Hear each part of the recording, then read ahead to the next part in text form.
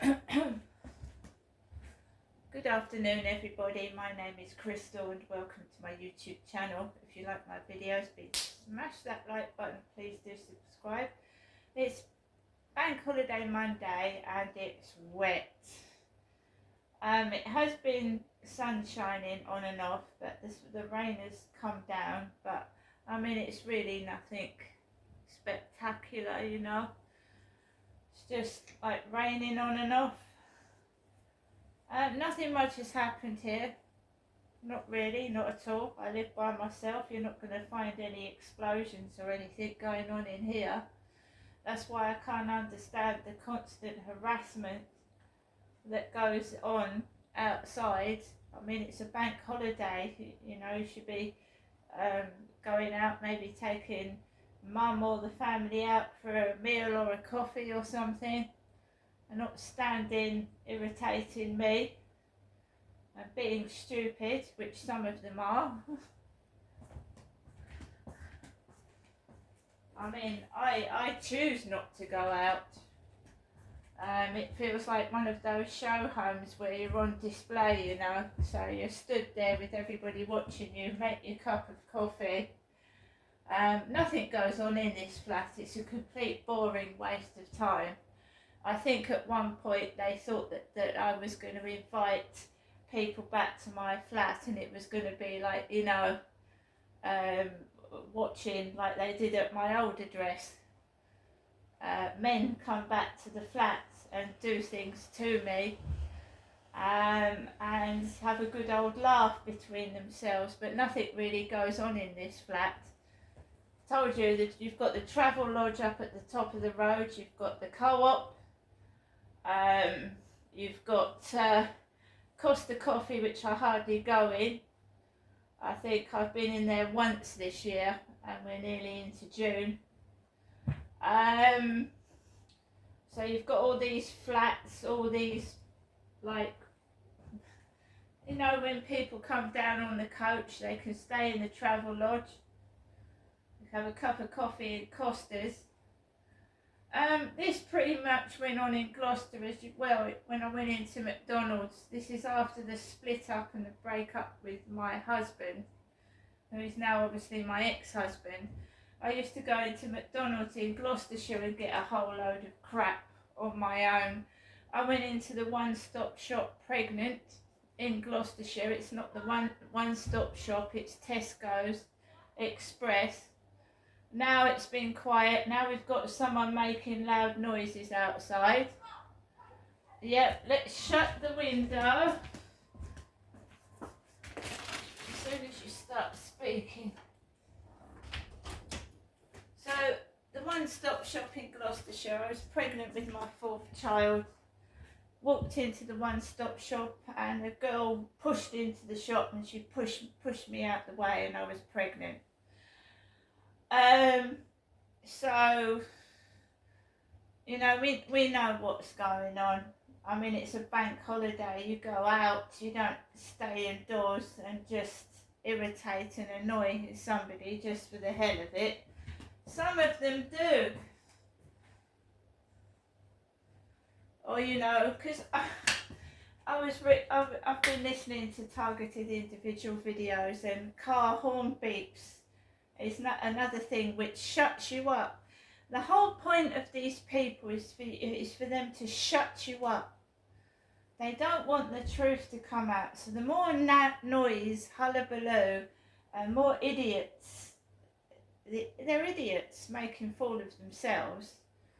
The whole idea is to silence somebody, to shut them up, to stop them talking, to stop them telling the truth. There is a purpose in their madness. There's a purpose in their madness. They also make money out of you. And I've just been listening to somebody talking about Brian Harvey, how they humiliate Brian Harvey in the newspapers. So it gets to that level when you're famous, they humiliate you in the newspapers, make fun of you, make you look mad. Because when you're a targeted individual, right, like myself, and I'm an ordinary member of the public, they do harass you outside. They whisper things under their breath when you're walking past them. And if you're not wise to it, right, you can get really, really upset and angry, and they want you to strike them. They want you to hit them. Or look mad, you see. So I told you I get it. I mean, I'm sure the cameras picked it up on several occasions. You'll get some numbskull shouting dog out of the window. They start barking like dogs, which is complete madness. That shows you that they're abnormal, not you. But when you're going outside and you don't feel very well, or you've had a shitty day, and you've got some twat being stupid out of a window,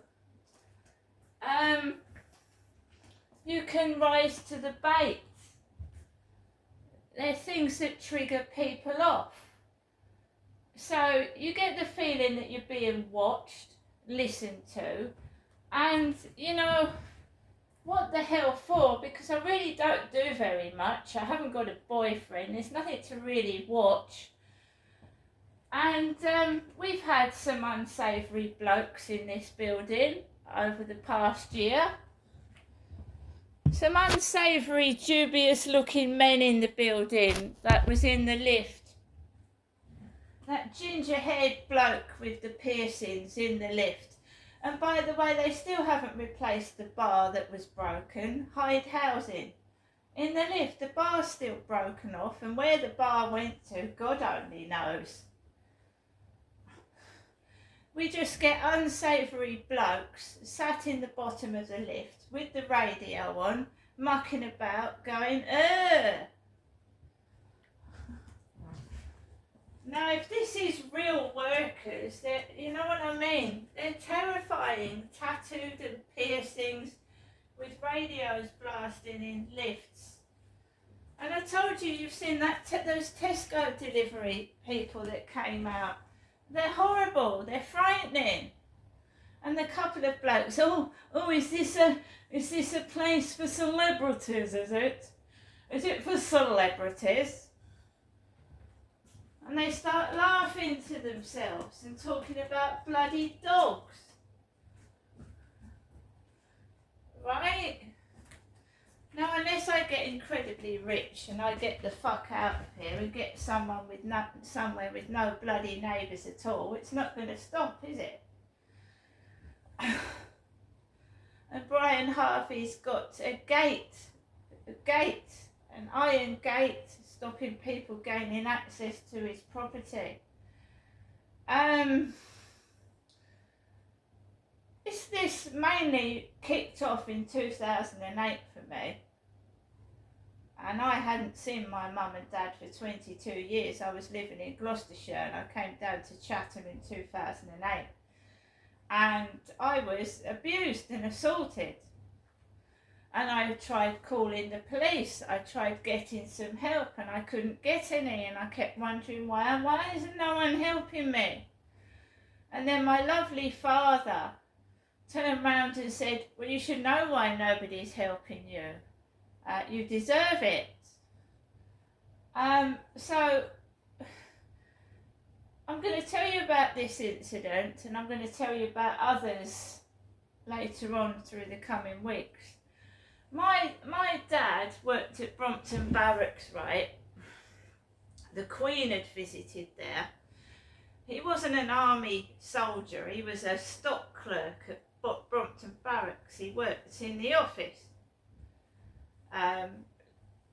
You know, men would come and want the tools, like, you know, a hammer, and he had to log who'd taken the hammer out and make sure the hammer came back, things like that. He was a stock clerk, and I visited Brompton Barracks with my father under the name of Genestra, not Jennifer, Genestra, which is my name. And he got me a pass, and I visited Brompton Barracks with my dad, and I visited the blacksmiths there, the blacksmiths, And my mother had never been to Brompton Barracks, never been there. And my dad took me back to his office, and there was a photo of my mum and sister. Not me, my mum and my sister. It wasn't me and my sister, it was Jennifer and my sister, and it was a youthful photograph of my mother on my dad's office desk, stood with my sister. And my dad said, "I'm sorry, I haven't got a photograph of you. Sorry, Ness." Because Amanda, my sister, used to call me Ness. So, there we go again. No, Jennifer. She did not visit Brompton Barracks to see her husband. I visited my dad. And this is also where the black crap has started. Right? And I said to my mum, why haven't you been to my dad's workplace? Oh, I don't want to go. I was set up. I was abused. And this is when it's all started. My dad was pretending that I was his wife when I was his daughter. That's when I got targeted. Let's go back to the incidents where I was punched in the face and mistreated by the ambulance service and the police. So, I used to go out by myself. This crap didn't used to upset me when I was younger because I could wear earphones. I could shut their crap out of my ears. I wouldn't fucking hear it. I wouldn't hear or this and that and the crap that comes out of the gobshite that comes out of their mouth. I had earphones on when I went outside, so I used to dance, be happy. But I suffered trauma to the face and head in 2015, and I can't wear earphones. So that's been robbed from me. So I was out one day and I'd arranged to meet my father Derek at Tesco's in Chatham, which is now not there. And he didn't turn up. My father didn't turn up. He had a black Ford car, not a Ford Mondeo, just an ordinary black Ford. And he didn't turn up. So I thought, right, I'm going to ring my ex-husband and see if I can talk to my children. Because my children were in Gloucestershire, I was in Chatham without them. So I got into this phone box and I phoned my ex-husband and I was talking to him, and I was in there for quite a while trying to talk to my kids. And my ex-husband said, "Well, can you call back so-and-so?" And I said, "Okay." And he arranged for my daughter to speak to me. Now, I went into Tesco's and my dad wasn't in there. So I thought, right, I'll wait a bit. Dad didn't turn up. So I walked up to the phone box near Pembroke Court. And there's a bus stop there. And I went into the phone box, and then a big car drew up with an Indian woman in it. Large, obese Indian woman. And she sent her daughter to the phone box. So I was set up. I was being followed, probably by my father. So the daughter came out and she was sucking like a rocket lolly. And I was on the phone to my daughter, and I get about 5 or 10 minutes contact session with my daughter. I don't want to lose it, do I? So I said, "I've just got onto the phone, can you just wait 10 minutes? Because my ex-husband said, right, if you go now, you can't talk to your daughter." So an Indian mother in front of her daughter did that to me. A respectable Asian woman with her Asian daughter did the bird to me. I carried on talking to my daughter. The Indian lady drove off. Then 2 minutes, this little bloke comes up, fucking, get out the phone box, I want to speak to somebody. You see how you're set up? I said, can you just wait a couple of minutes? I'm speaking to someone. He went, all right. He goes and gets a mate, goes and gets one of his mates. I'm on the phone to a little girl of 6 years old. He opens the phone box, grabs me by the collar and pulls me off the phone and punches me in the face and cracks 2 of my teeth. A bloke. I call the police. The police are fucking useless. The police don't turn up. She tells me to stay in the phone box. I said, if I stay in the phone box and the bloke comes back, there's no way out of the phone box, is there? What stupid advice, stay in the phone box. So I comes out of the phone box and the bloke walks back past. Nobody's helped me. You've got spectators at the bus stop pretending nothing's happened. My glasses have broken my face. They've come off and they're broken. No one helps me. The police eventually go to Tesco's. I'm not in Tesco's. I explained to my ex-husband that I've been punched in the face. I phone him on my mobile and he's on the phone to me while I walk up to my parents' house. Get inside, my dad is sat downstairs in the kitchen, which is odd, and my face is all red and puffy, bruised, and my dad says he doesn't give a fuck. He said to me, sit down, because my mum said your dad's not very happy with you, and I'd just been punched in the face. And I opens the door, my mum says, you better go downstairs, your dad's not happy with you. Went downstairs, he went, who have you been talking to? He went, Steve heard you talking to a man in a phone box. I was talking to my ex-husband on a contact session. He went, I don't want you speaking to your ex-husband again, do you hear me? And I stood up and said, I will speak to my ex-husband because I need to speak to my kids. My dad pushed me, shoved me against the kitchen table. I called 999. We had an ambulance crew come out. Ambulance crew, because they asked if you're hurt, and I said I was. Yes, I am. They went straight downstairs. My mother opened the door. They went straight downstairs to my parents and they went, are you all right? They didn't do any. They left me in the living room with a bruised face and they went down to see if my dad was okay.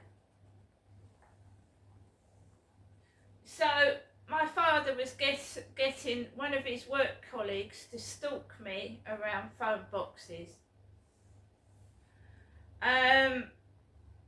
So the police and the ambulance crew closed the case.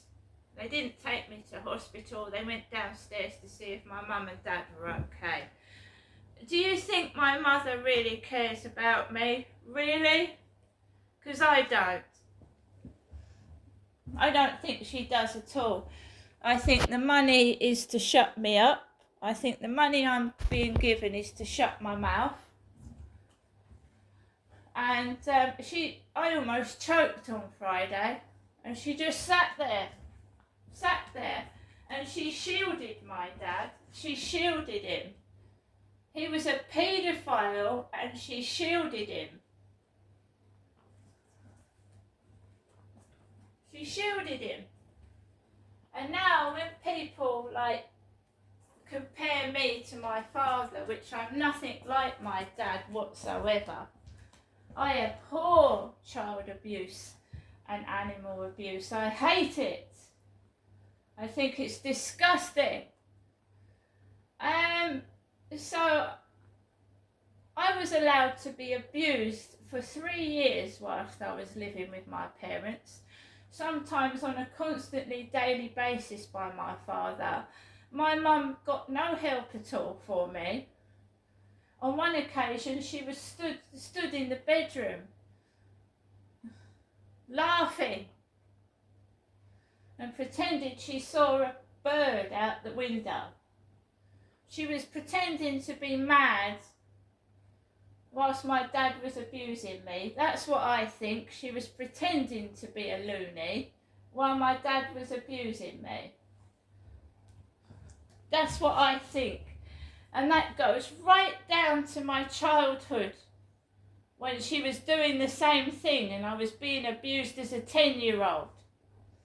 Pretending to be mad whilst I was being abused by my father.